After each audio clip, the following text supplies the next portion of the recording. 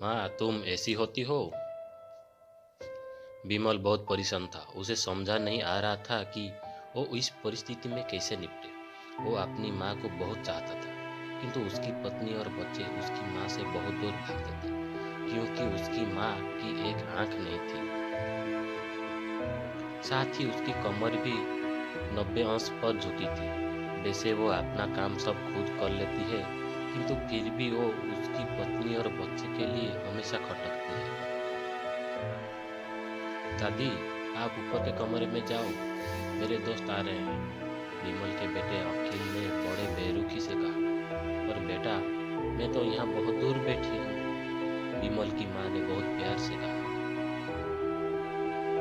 नहीं, आप उनके सामने मत रहो, वो मुझे चिढ़ाते हैं, अखिल ने जोर से डांटते हुए कहा। क्या हुआ अखिल, क्यों चिल्ला रहे हो? विमल की पत्नी कामिनी ने किचन से ही आवाज लगाई। देखो ना माँ, ये दादी यही डाइनिंग रूम में बैठी है और मेरे दोस्तों आ रहे हैं, अखिल ने शिकायत भरे लहजे में कहा। माँ जी, आप ऊपर चली जाओ, क्यों हम लोगों को जलजबाती हो? कामिनी ने बेटे का पक्ष लेते हुए कहा। बेचारी सरस्वती चुपचाप उठकर जीने के सहारे ऊपर जाने लगी। कमर झुकी होने के कारण उन्हें ऊपर चढ़ने में बहुत परेशानी हो रही थी, किंतु वो पूरी ताकत से ऊपर के एक अकेले कोने वाले कमरे में जाकर बैठ गई। विमल बाजू के कमरे से सब सुन रहा था। उसके को कष्ट हो रहा था कि उसकी माँ को अपमानित होना पड़ रहा है, किंतु वो असहाय था। अगर वो कुछ कहता है तो पत्नी और बच्चे उसका विरोध करने लगते हैं। दूसरे उनके तर्क भी सही सही लगते हैं, क्योंकि वो एक प्रशासनिक अधिकारी था। उसका सामाजिक स्तर बहुत ऊंचा था। उसकी ससुराल भी एक उच्च घराने में थी, अतः वो चुपचाप इस तरह हर दिन अपनी माँ को अपमानित होते देखना रहता था। रात को विमल की पत्नी ने कहा, देखो जी, अब कुछ करो। कल कलेक्टर साहब की पत्नी आई थी, माँ जी अपने देसी धुन धारा में उनसे मिली। मुझे बहुत शर्म आ रही थी, बताते हुए कि ये मेरी सास है। मैंने कह दिया कि दूर की रिश्तेदारी, इलाज कराने के लिए आई है। विमल को रोना आ गया, किंतु फिर भी वो चुप रहा। उसे समझ में नहीं आ रहा था कि वो क्या करे। अपने बेटे की मनस्थिति को सरस्वती अच्छी तरह से जानती थी, और बेटे को कोई कष्ट न हो इसीलिए वो हर बात को चुपचाप सह लेती थी। विमल बहुत उदास रहने लगा। एक तरफ परिवार और सामाजिक स्तर पर जीने की प्रतिबद्धता थी, तो दूसरी ओर आखिर माँ से अपने बेटे की यह हालत देखी नहीं गई। एक दिन उनसे अपने बेटे से कहा, विमल, बहुत दिन हो गए हैं, मैं अपने गांव जाना चाहती हूँ, मुझे वहां पहुंचा दो, मेरा यहाँ मन नहीं लग रहा। किंतु माँ, वहाँ तो कोई नहीं है, तुम्हारी देखभाल कौन करे? विमल ने आश्चर्य से पूछा। अरे, सब गांव वाले तो हैं, और वो तुम्हारे मामा जी तो उसी गांव में रहते हैं, और फिर हम सारी व्यवस्थाएं कर आएंगे ना। कामनी को तो जैसे मन की मुराद मिल गई हो। हाँ बेटा, बहू सही कर रही है, सरस्वती ने लंबी सांस लेते हुए कहा। विमल जानता था कि गांव में माँ को देखभाल करने वाला कोई नहीं है, लेकिन अपनी पत्नी की जिद के कारण वो अपनी माँ को गांव छोड़ने पर विवश हो गया। माँ को गांव छोड़कर आते वक्त उसे रोना आ रहा था तथा अपनी बेबसी पर गुस्सा भी आ रहा था, लेकिन परिवार, पत्नी और समाज ने उनके इन मनोभाव को दबा दिया और वो सुकून सा महसूस करने लगा। कुछ दिनों के बाद उसके चाचा, जो अमेरिका में रहते थे, आने वाले थे। जब विमल बहुत छोटा था, उसके पिता जीवित थे, तब वो भारत आए थे, और उसके बाद वो अब भारत आने वाले थे। पूरा परिवार और आस पड़ोस बहुत उत्साहित था। अमेरिका से विमल के डॉक्टर चाचा आ रहे थे। डॉक्टर रमेश ने जैसे ही घर में कदम रखा, सबने मिलकर बहुत उत्साह से उनका स्वागत किया।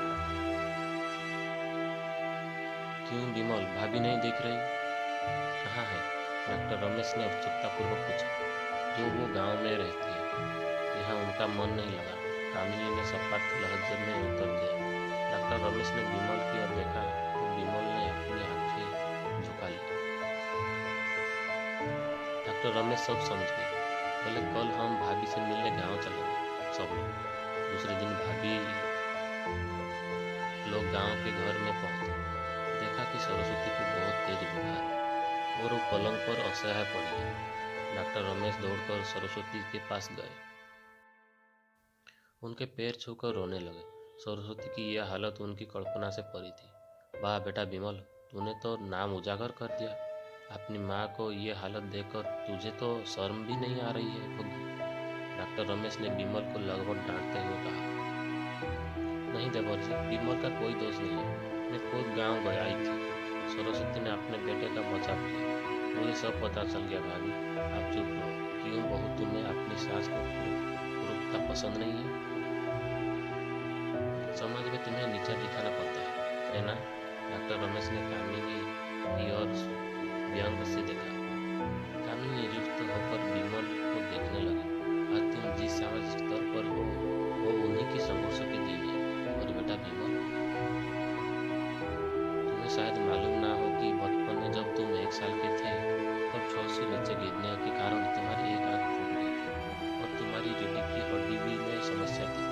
तब तुम्हारे इस पूर्व माँ ने अपनी एक आंख और अपना बोन मेरो तुम्हें देकर इतना सुंदर स्वरूप दिया था।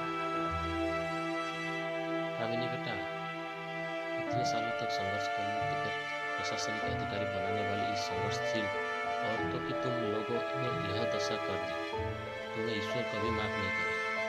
डॉक्टर रमेश की आंखों से अश्रु जंगारा बहा रही थी।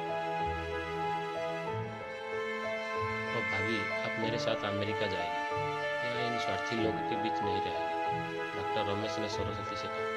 विमल को तो काटो तो खून नहीं था। डॉक्टर रमेश जी उनसे चाचा थे। उन्होंने जो राज बताया उसके बाद तो विमल को यही लग रहा था कि उसे शायद पापी इंसान इस दुनिया में कोई और ही नहीं। वो दौड़ता गया और माँ सरस्वती के कदमों से लिपट गया।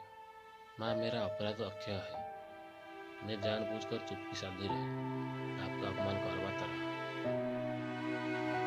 अब सिर्फ आप ही इस पर घर में मेरे साथ रहेंगे और कोई नहीं। विमल ने अग्नेय दृष्टि से अपनी पत्नी और बच्चों को देखा। कामिनी को भी बहुत पश्चाताप हो रहा था, किंतु उसकी हिम्मत नहीं हो रही थी कि वो सरस्वती से आंख मिलाए। सरस्वती ने कामिनी की नम्र स्थिति को समझकर उसको मुस्कुराते हुए अपने पास बुलाया और विमल को डांटते हुए कहा, खबरदार, जब मेरी बहू को मुझसे अलग करने की कोशिश की तो मुझसे ही घर से बाहर निकाल दूंगी। कामिनी और बच्चों ने सरस्वती के पैर पड़ते हुए अपने व्यवहार पर माफी मांगी और माँ के हृदय ने सबको माफ कर दिया।